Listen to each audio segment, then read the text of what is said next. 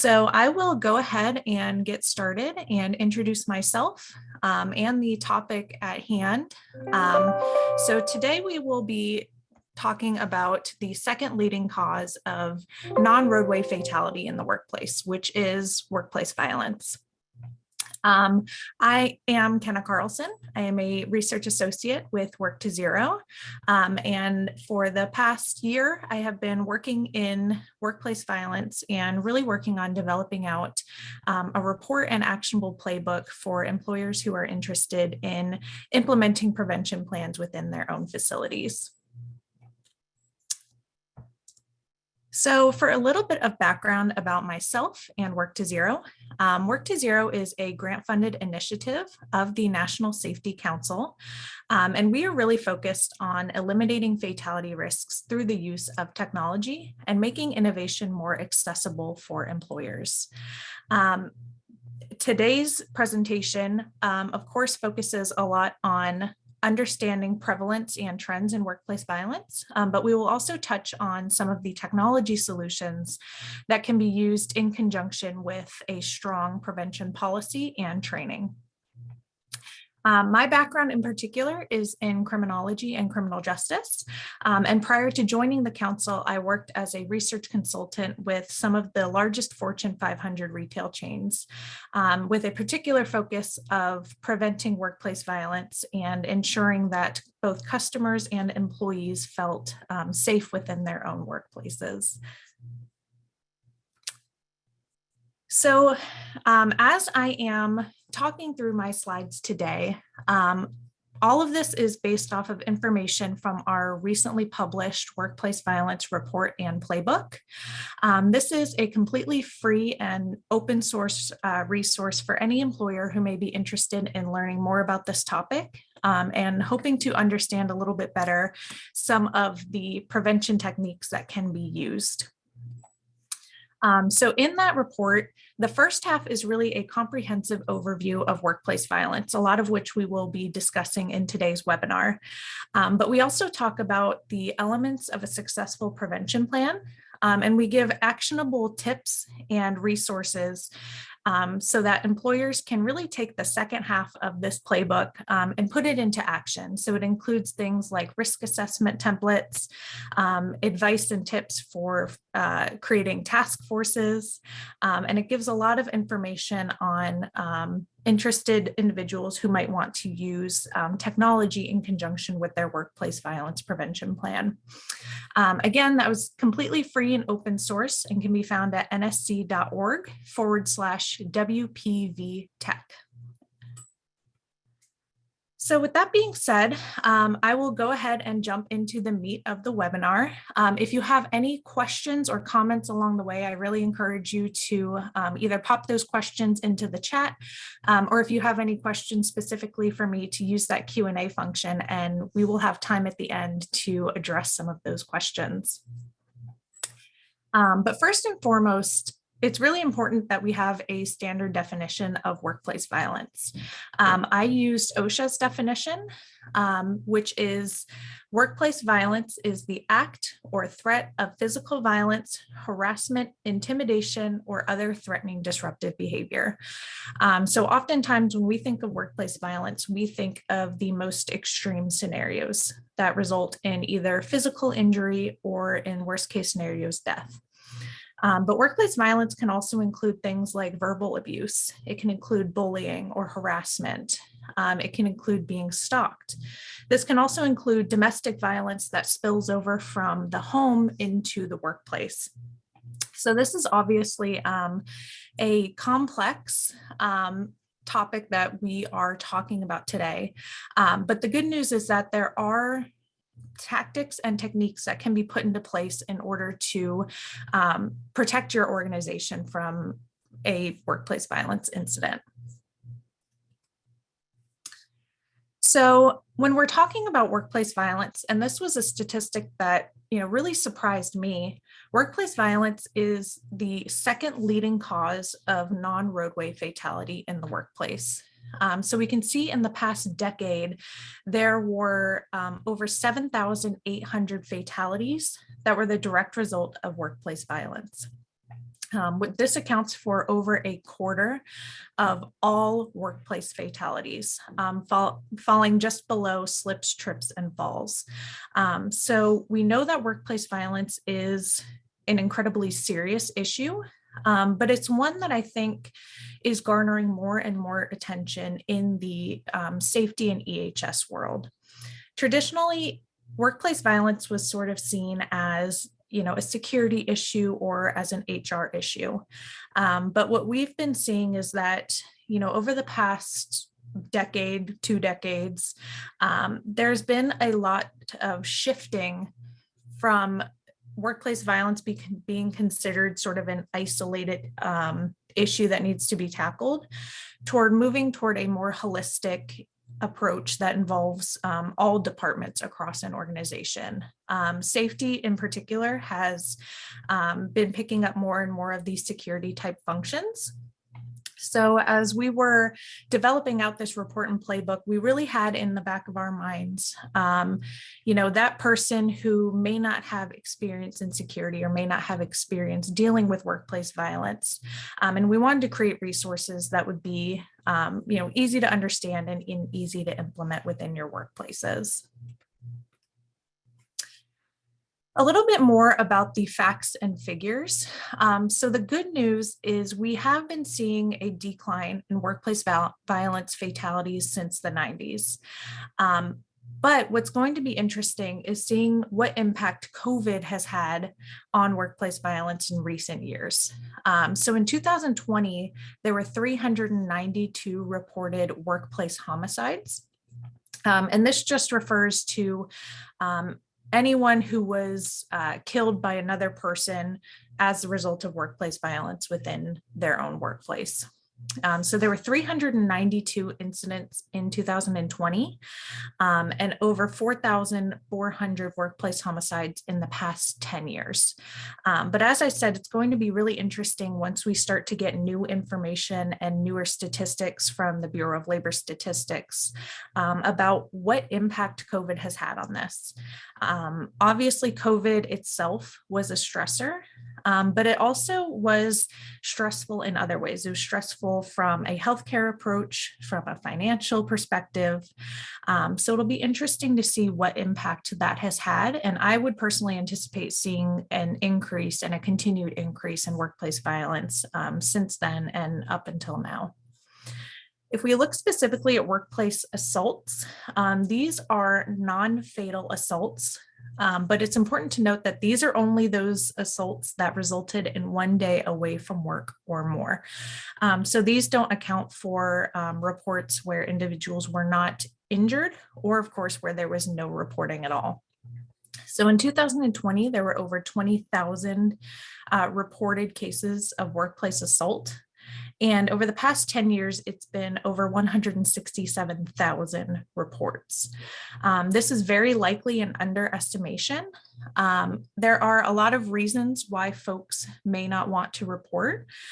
In some cases, it may come from feeling uncomfortable bringing any concerns or any incidents forward.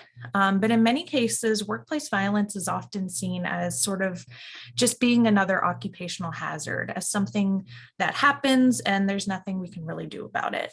This is true in occupations like nursing, where it is unfortunately very common, and where there's this sort of perspective that it's just part of the job and just something that needs to be dealt with. As a whole, it's actually estimated that there are over 2 million reported incidents of workplace violence nationwide every single year. And this has contributed to an economic impact of over $121 billion. And that is $121 billion every single year. So we know workplace violence is happening. We know workplace violence is costly. And we know workplace violence can have some pretty significant impacts, both on employees and on the organization itself, which we will touch on in just a minute.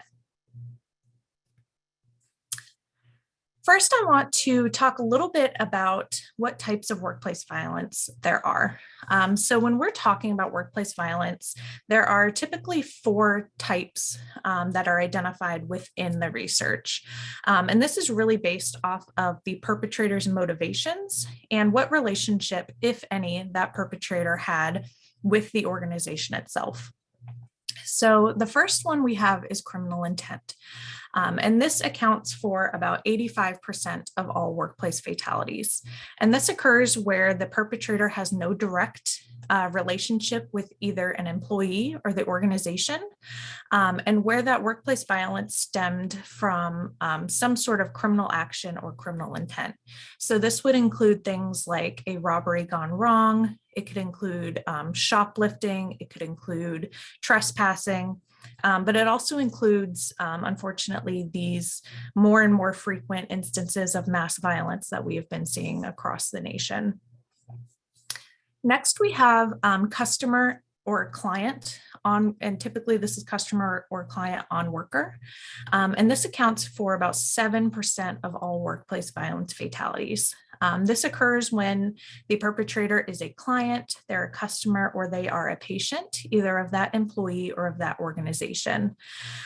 This has a big impact on healthcare workers. This can impact retail workers. But in reality, this can impact any industry where there is front-facing or public-serving job duties entailing that.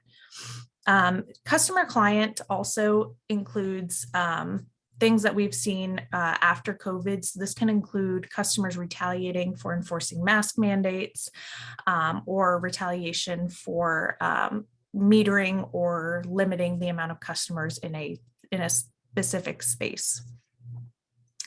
Next, we have worker on worker, and this is what I tend to think of as the more stereotypical sort of workplace violence incident. And this occurs when that perpetrator is, of course, either an employee, they're a contractor, or they're a vendor. This accounts for about 5% of fatalities, but it can impact really any industry.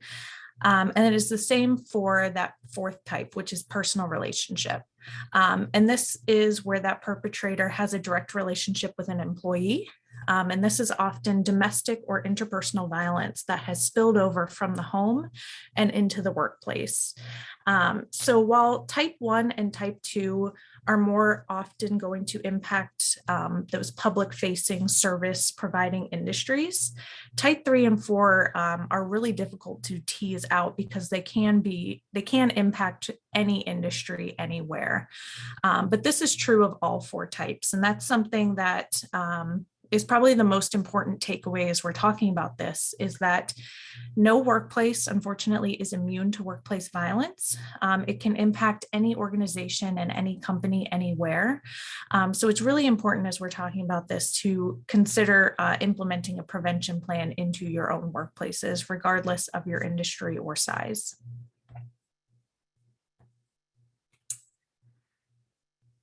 So when we look specifically at different industries that are impacted, a lot of these might be more obvious or what we think of as more stereotypically impacted. So first and foremost is law enforcement. So this is going to include police officers, corrections officers, security guards, really anyone in these sorts of enforcement roles. Next, we have medical services. And healthcare workers face a vast majority of non-fatal workplace violence incidents. This includes nurses, technicians, and doctors, but it can also include mental health workers, home health workers, really any healthcare facility.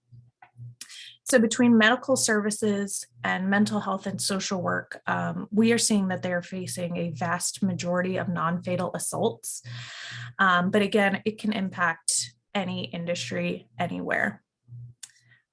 Next, we have transportation. So this will include taxi cab drivers and public transit workers. Transportation faces a very high risk comparatively of workplace violence fatalities. And these are often the result of that first type that we talked about, which was criminal intent. Some of the other higher risk industries include teaching and retail. But what all of these industries have in common is that they are very public facing. And we'll talk a little bit more granularly about what some of these risk factors are, but keeping in mind that it's these sorts of public facing industries that are at the highest risk of violence.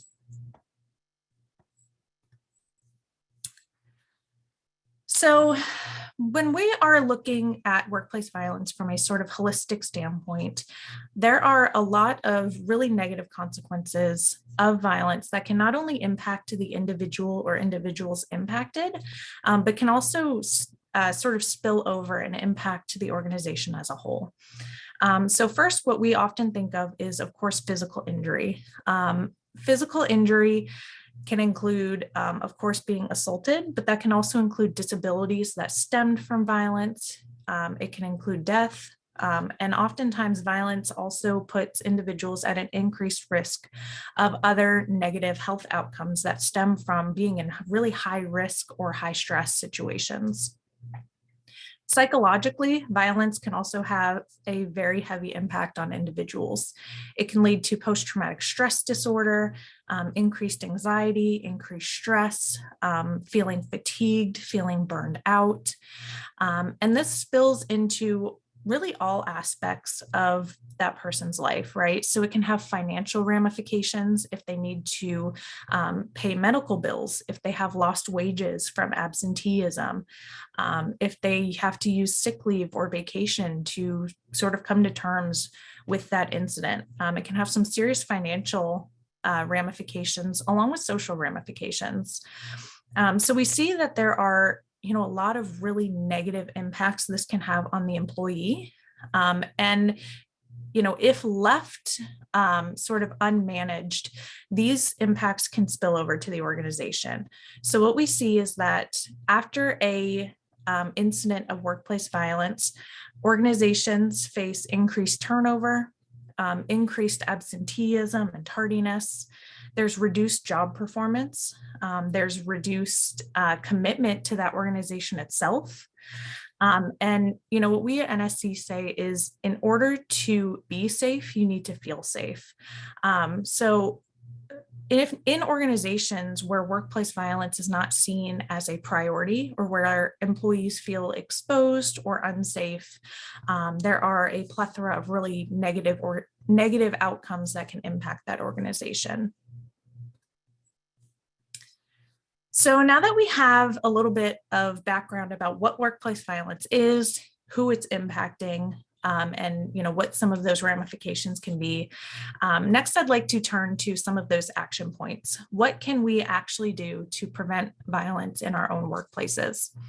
So this webinar and the paper itself sort of followed the structure of OSHA's elements of a workplace violence prevention plan. So there are 5 different pieces of this puzzle, and we will talk about each one in depth. What I really like to say, and how I think about workplace violence when I'm talking about it, is I consider each piece putting together a puzzle to get a complete look at workplace violence. Oftentimes what we hear, especially after, really egregious mass violent incidents, is people come forward and start to say, yeah, that individual always struck me as a little odd, or, he made a veiled threat to me last week, or, he always seemed like he was angry or had a chip on his shoulder. There are oftentimes these pieces that come out, if put together earlier, which could have possibly prevented that incident from happening. So it's really about trying to gain a clearer picture of your organization and your risks as a whole in order to prevent these incidents from happening. So in step 1, we have top-down management. This is true of having a workplace violence prevention plan, but this is also true of really any safety plan that you're going to implement, and that is that you need that top-down buy-in. So the first step here should be identifying a workplace violence task force. And this task force can be smaller, it can be bigger, depending on the size of your organization. You can have regional task force or you can have company-wide task forces. But what's really important is that this task force is a representative group across different departments and across different employment levels. So ideally, your task force would comprise of individuals from HR, from security, from your legal team, from your safety team. But I recognize that not every organization has those things. So what the most important part is that you have a representative group of your employees coming together who can talk through your prevention plan, who can provide suggestions, and who can help investigate these incidents at a deeper level than what one department may be capable of. What's especially important in that aspect is to include employees in these discussions. I always like to say that employees are the eyes and the ears of your organization, and they are the ones who are oftentimes performing these high-risk duties. So they're the ones who are going to most likely know, what sorts of job responsibilities they have that maybe in the past have agitated folks. Maybe they've had a bad experience in the past. So these individuals, are really a key part to implementing a good workplace violence prevention plan. Next is to develop a written zero tolerance policy. So this policy should have a clear objective. It should have what sort of conduct or behaviors are prohibited from your organization. You should talk about those risk reduction measures that you are taking within your organization. And it should also include what your emergency response plan is, if you currently have one. But what's really important is that this policy is clear, that employees understand what their rights are as far as reporting and what resources are available should they be in a situation that either escalated to violence or was a maybe less severe form in the case of maybe verbal abuse or bullying. But making sure that your reporting structure is very clear and uniform, and that employees understand if they faced an incident, what their next steps would be. And lastly is advocating for resource allocation towards prevention. In the paper, we've provided a lot more statistics behind this, but what we know is that workplace violence prevention has some really great benefits outside of just that one goal or that one objective. And that oftentimes where there are strong prevention plans, employees feel safer, they feel more commitment to their organization, and they have an overall more positive outlook on that organization because they feel like in that case they are being protected from outside violence. In step 2, we have hazard identification. So this is where I'm going to talk through some of the risk factors of violence and some of the warning signs. These are all included in that workplace violence paper and playbook. So don't feel like you need to rush to write these down or anything. They are all included in that paper.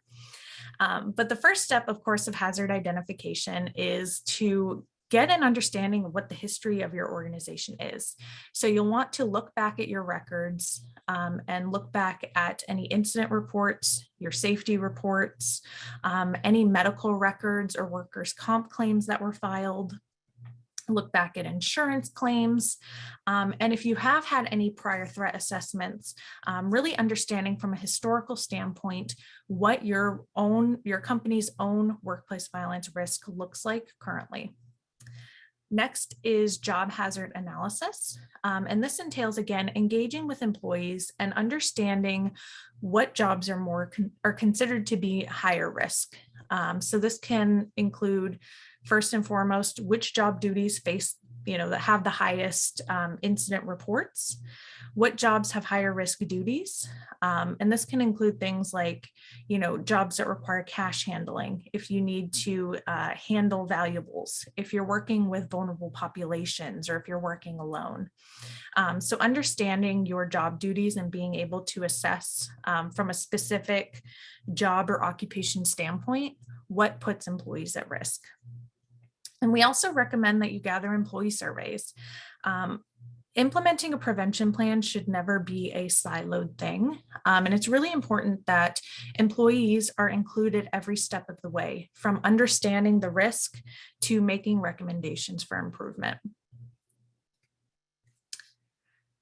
So to give sort of an overview of how hazard identification works and where some of these potential risk factors came from, I've divided up risk factors from the higher level environment level. So that would be really the environment or the community surrounding a workplace. We have occupational risk factors, which are risk factors of that job specifically, but not necessarily within the organization. And then different factors within your own organization that can make workplace violence more or less likely to occur. So if we look at the environment, there are a lot of different risk factors that can impact your risk of workplace violence. So first, we have lack of natural surveillance. And this is, whether customers, whether workers, or whether the public has a clear line of vision. If you're in a building, that means being able to see clearly down corridors, hallways, or aisles.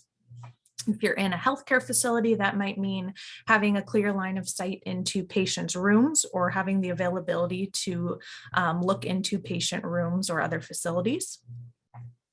Having any sort of blocked off entryways or exits can also be a risk factor.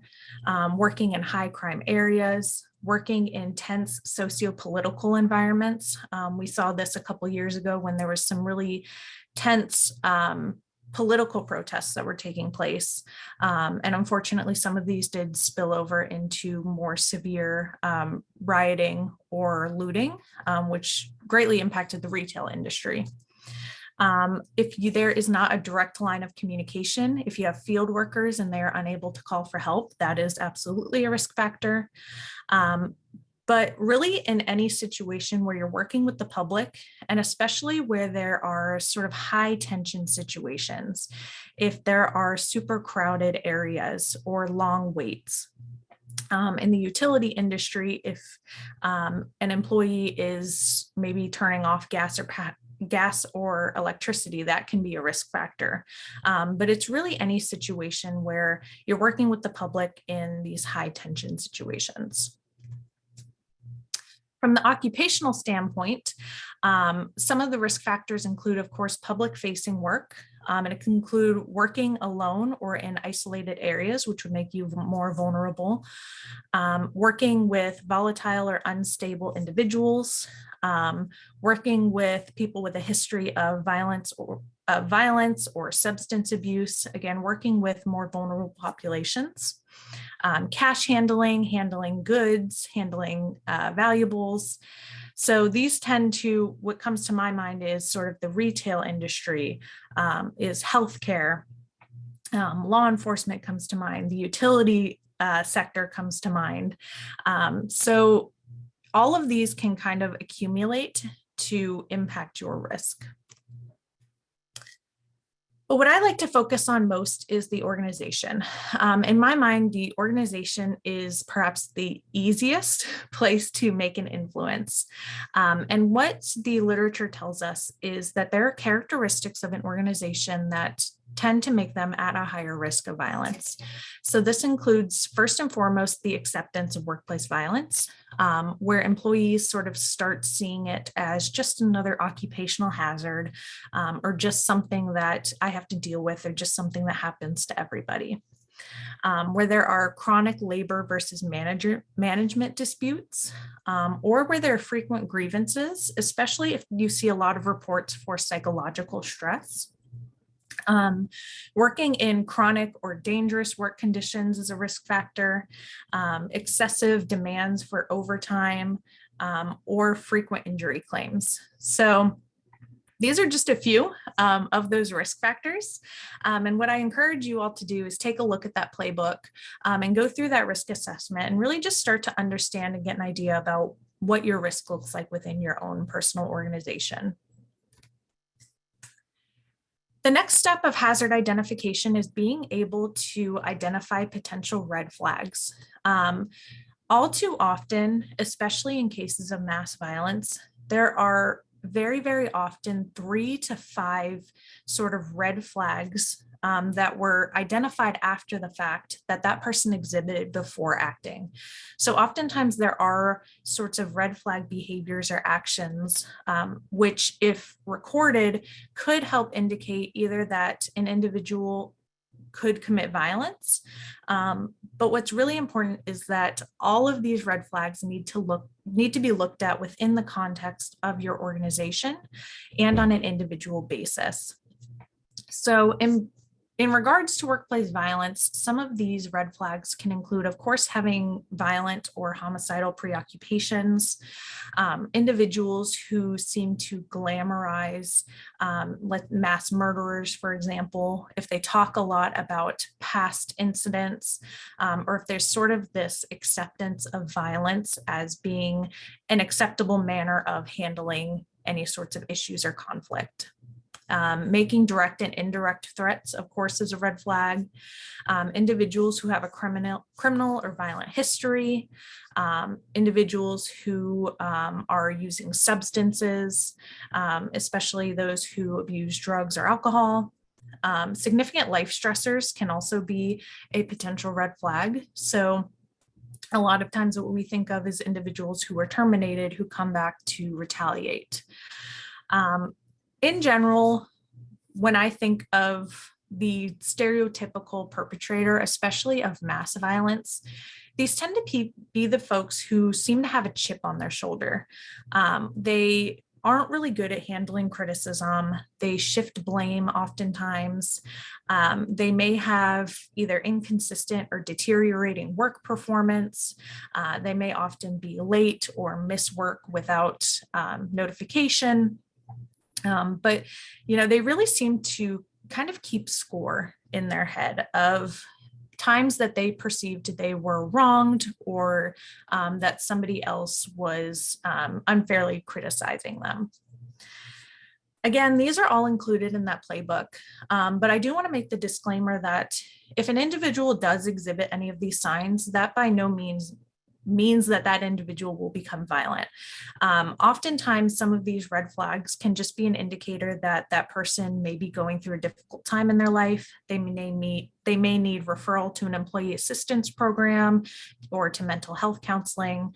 So again, it's just really important to look at these things within that context and to take each report and look at it, individually and from the lens that workplace violence is rare. And in most cases, these individuals just need support and they need help from outside services. So step 3 is hazard prevention and control. So now that we have a little bit better idea about what some of the risk factors are, now we need to try to control for those risk factors.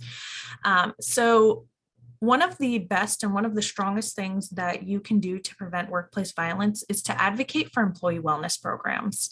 I like to look at this from a total worker health perspective, which basically refers to any practices that integrate both protection from work-related safety and health hazards with promotion of injury and illness prevention efforts in an effort to enhance worker well-being. So having employee assistance programs, having mental health counseling available, referring an individual either to local or national resources, really just having programs and policies in place where employees can go if they are feeling significantly stressed, if they feel like they might be having a mental health crisis, giving them somewhere that they can go as an outlet. Next, we have some administrative and engineering controls. So from the administrative side, this can include limiting employees' exposure to high-risk activities, establishing procedures for either field workers or lone workers. Enabling communication especially is important. Especially if we're looking at field and lone workers, is really enabling them to have immediate communication in the case that they need assistance. And consider the use of technology. And we will talk about some of the different technologies that I've identified as potentially being able to work in conjunction with a prevention plan. And lastly, you want to establish post-incident procedures. Workplace violence is a very complex topic, and it's one that humans frankly aren't good at predicting. And I think, a lot of times we want to see the best in people, and nobody expects somebody they work with or a customer to become violent. So while this isn't something that I think can be controlled for 100%, establishing post-incident procedures is incredibly important, because what this shows is that if something does happen, that the organization is ready to act and that there are resources in place should you be impacted by this. So some of the steps in post-incident procedures include making sure that you are reporting that incident as it is required, either by OSHA or by your own organization. Involve any necessary employees within that investigation. Try to identify root causes and understand what caused that situation to occur or to escalate. And make sure that you are collecting and reviewing all information and investigating any near misses. So in my mind, when I think of near misses for workplace violence, this could include situations that were de-escalated, maybe verbal abuse that was de-escalated, or a case of bullying that could very well build on itself. We tend to focus a lot more on these sorts of overt physical types of violence.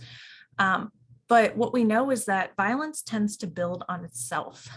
People rarely just snap and become violent. Oftentimes there are warning signs and red flags, and this can present itself as verbal abuse. It can present itself as bullying or as stalking. So it's just as important to try to track and analyze these more low-level types of violence in order to prevent that from escalating further.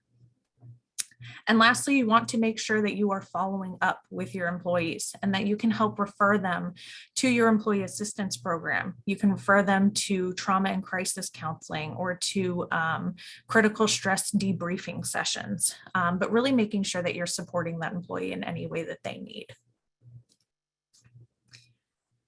So next, I will touch a little bit on some of the technology solutions that can be used in conjunction with a good prevention plan. So these technologies fall on a spectrum from preventing an incident before it occurs, mitigating the damage of an incident that is occurring, or responding to an incident after the fact. These technologies don't fit neatly in each category. And there's no technology that is better or worse than another. Whether or not you decide to use technology and what types of technologies you choose to use are vastly going to be impacted by the capabilities of your own organization, the size of your organization, what types of technology you currently use. So we provided a little bit more context around these in the paper and understanding which technologies may benefit you most. But on that prevention side, we have things like virtual reality and digital training. Virtual reality can be especially useful in organizations where we know the risk is high. So for example, I have seen retailers use virtual reality robbery training in order to better prepare employees for the case that, a robbery occurs or they are being held at gunpoint.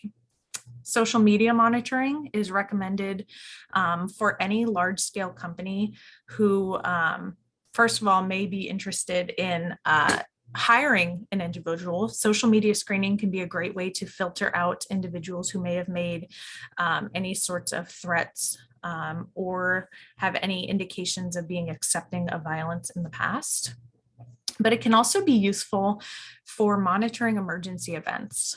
So for example, social media monitoring was used a lot a couple years ago during the social unrest that occurred in the summer. So the retailers were able to take this information and make strategic decisions about their own stores. If they knew a demonstration was planned close to a store, they could decide whether or not they wanted to close that store early, if they wanted to have more staff in the store, if they wanted to close the store.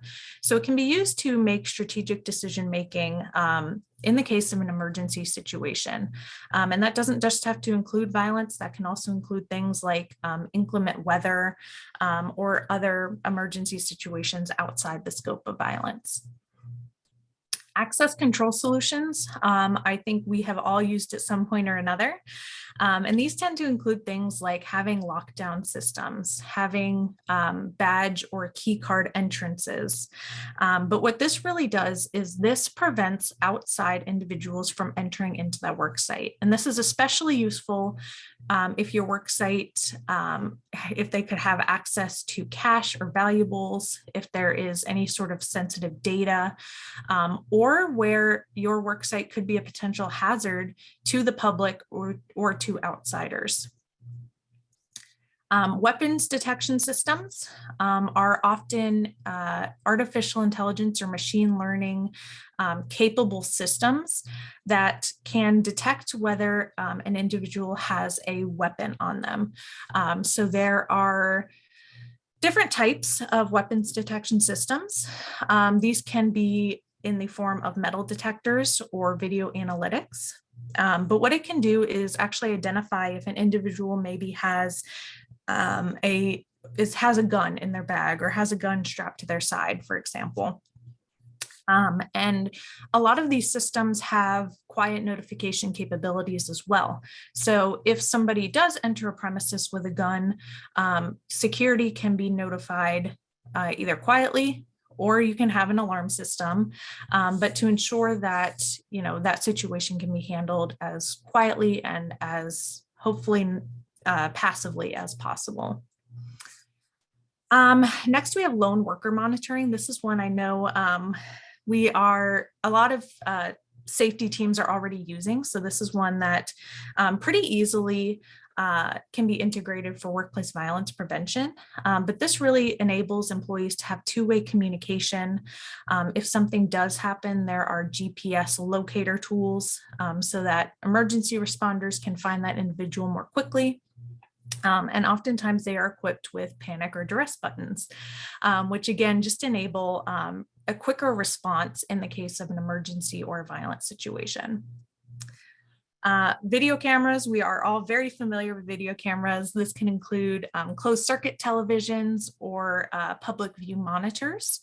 And this can be helpful for post-incident evidence gathering and review.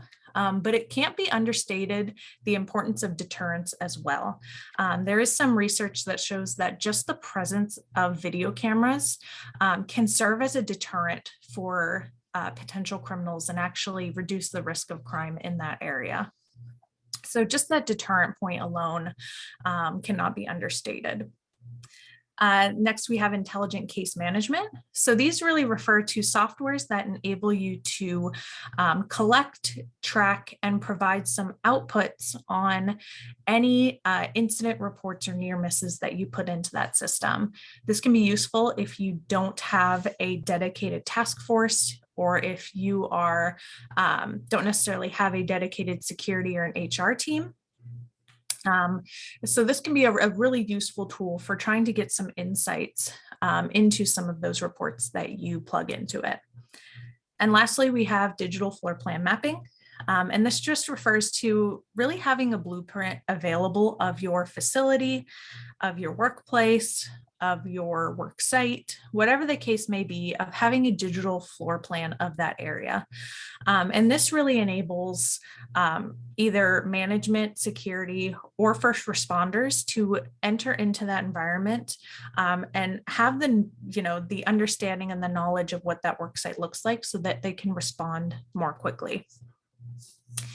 Again, technology cannot and should not be used as a replacement for a strong policy plan, but they can be extremely helpful in preventing escalations in violence, or it could prevent a outsider from coming in and wanting to cause harm. It's important, though, if you do implement technology, that you keep in mind the case of emergency response. So, for example, if you do have key card or badged entries, make sure that you have a go bag for first responders so that they can actually enter into that building. I've heard horror stories of police not being able to respond because they couldn't get into the building. So really making sure that you're considering those as you're forming out any emergency response plans as well. Step 4, employee training. So our first recommendation is that you implement an organization-wide workplace violence training.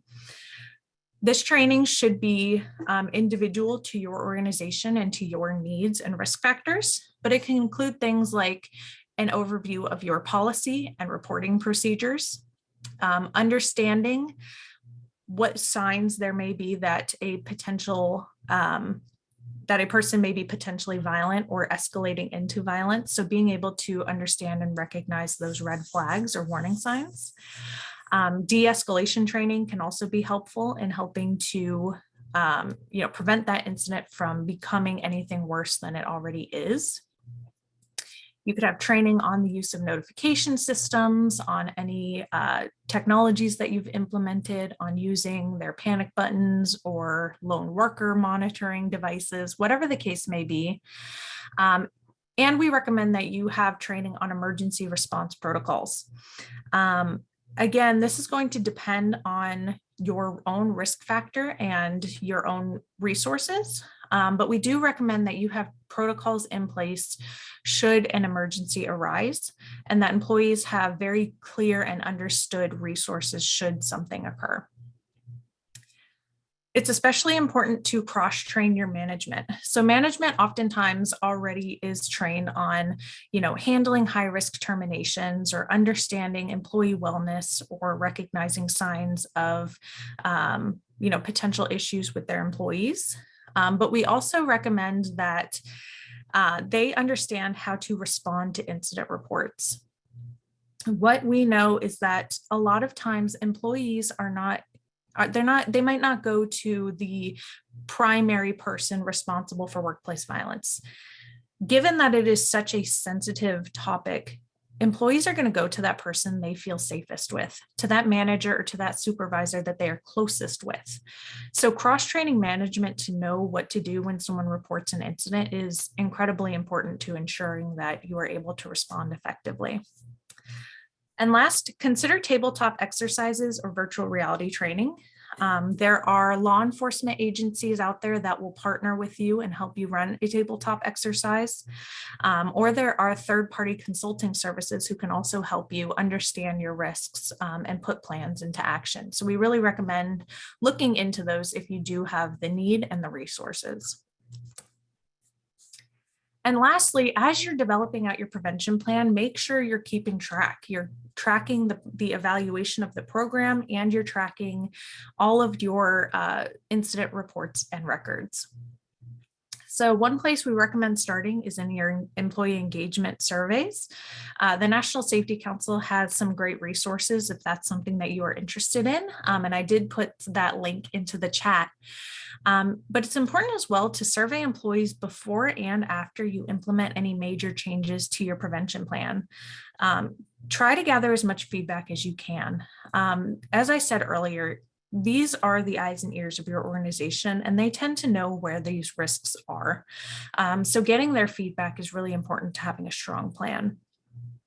Again, make sure you're tracking your incident reports and any near misses, and request periodic law enforcement or consultant review. Again, these folks are law enforcement will often do it for free, or again, there are third-party consultants who can come out and really help you strengthen your plan and understand individually what your organization needs in terms of a prevention plan.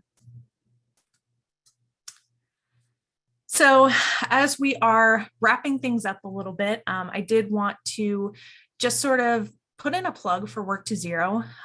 If you are interested in any workplace violence specific technologies or really any safety technologies, we do have tools in place to help you along that journey. So we can help you understand where your fatality risks are. We can help you explore what different solutions are out there and help you pair your hazards with the right technology for you. We have tools to help you determine your readiness. We have cost calculators that can help you understand the return on investment for implementing different safety technologies. And we also have a pilot and implementation roadmap, which pretty clearly lays out the steps that an organization can take from piloting a technology to fully scaling it out across their organization. So if this is something that you are interested in, again, Work to Zero has a lot of really good free tools and resources at your disposal. And again, if you are interested in that white paper and playbook, it is available at nsc.org/WPV Tech. And you can get a download of that report there. And this webinar and the content will also be shared out following the webinar as well. So with that being said, that is all I had as far as the presentation. I would be happy now to field any questions or comments that you may have in the chat. So let me see. Should the survey include demographics such as female employees, senior or older employees that may be possibly more vulnerable? So that's going to depend strongly on what your organization's procedures are around that, especially around data collection. Ideally, when it comes to surveying employees, the more information, the better. So if you can safely, and it is within your policies and procedures to collect that information, I do encourage it. But keeping in mind that workplace violence is a very sensitive topic, and individuals may not necessarily be safe sharing that information. So especially when it comes to reporting procedures, it's best to allow them to have an anonymous way to report. Is the slide presentation available for use when speaking about companies about developing a violence program? It can be. The webinar will be posted on YouTube, and we will make this PowerPoint and that white paper will be completely free and available for your use. Yes. What is the best way to approach a possible aggressive employee? So, excuse me, let me get rid of this. So when approaching an aggressive employee, the most important thing is to make sure that situation remains as calm as possible. In many cases, these folks can be volatile, and it can be really difficult to assess whether or not they will escalate in their behavior. So it's important to implement as many de-escalation tactics as you can. So that includes, remaining as non-judgmental as you can, sympathizing with that individual and making it known that you understand what their perspective is on this topic. It's about keeping the situation as calm as you can. And really ensuring that in that moment, that person does not escalate. You can always report an incident that occurred after the fact, but it's always better to report that somebody may have been verbally abusive than to have to report that person escalated in their behavior. So really maintaining that calm environment. And if it comes to terminations, I recommend consulting with your security team or informing law enforcement if you think you might have a high risk termination. Law enforcement can come out and help you escort that person off the premises, or your internal security team can also help. Happy to take any more questions if anyone has any. Again, there is that Q&A function at the bottom of your Zoom taskbar. And I do see one comment, which is a really good point, and that is employers find themselves struggling with encounters with homeless populations and technologies or plans. They seem to be getting more aggressive in their encounters with us. Again, when I was working closely with retail organizations, this is something that I heard a lot too often, unfortunately. And that is absolutely also considered to be a risk factor, is, individuals even outside of the work site who may pose a risk to workers or customers. So there are some technologies and procedures that are available, and a lot of retailers tend to benchmark off of each other, but it's still an issue that, requires a lot more, not only oversight from us, but just from a policy perspective. I see a comment with law enforcement being defunded. Would it be better to consider office security? If you have the resources for that, I recommend having in-house security. It's guaranteed, they're in-house. But for smaller organizations or those who don't have as many resources to allocate, law enforcement can be sort of a good first place to go. All right. So we are just about out of time, but before I let you go, I do have a couple poll questions that I would like to throw out to everybody. You can take as much or as little time as you need to answer these questions. The first is, how concerned are you about workplace violence in your organization? The second is, are you using any technologies in your organization for the purposes of prevention?